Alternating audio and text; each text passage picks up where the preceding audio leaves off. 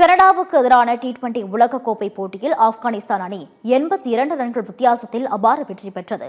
நேற்று நடைபெற்ற 39வது லீக் ஆட்டத்தில் ஆப்கானிஸ்தான் கனடா அணிகள் மோதின. டாஸ் வென்ற கனடா அணி பந்துவீச்சை தேர்வு செய்தது.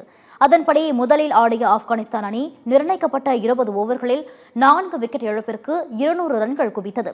அதிரடியாக ஆடிய தொடக்க வீரர் இப்ராஹிம் சட்ரான் 95 ரன்கள் குவித்தார். இதையடுத்து கடின இலக்குடன் களமிறங்கிய கனடா அணி 20 ஓவர்களில் 8 விக்கெட் இழப்பிற்கு 118 ரன்கள் மட்டுமே எடுத்தது. இதன் மூலம் 82 ரன்கள் வித்தியாசத்தில் ஆப்கானிஸ்தான் அபார வெற்றி பெற்றது. முன்னதாக நேற்று பிற்பகல் நடைபெற்ற போட்டியில் இலங்கை ஜிம்பாப்வே அணிகள் மோதின. இதில் முதலில் ஆடிய இலங்கை அணி 20 ஓவர்கள் முடிவில் 7 விக்கெட் இழப்பிற்கு 178 ரன்கள் எடுத்தது. அதிகபட்சமாக பதும் நிசாங்கா 62 ரன்கள் குவித்தார். இதையடுத்து 179 ரன்கள் எடுத்தால் வெற்றி என்ற இலக்குடன் களமிறங்கிய ஜிம்பாப்வே அணி 19.3 ஓவர்களில் இலக்கை எட்டி 6 விக்கெட் வித்தியாசத்தில் வெற்றி பெற்றது.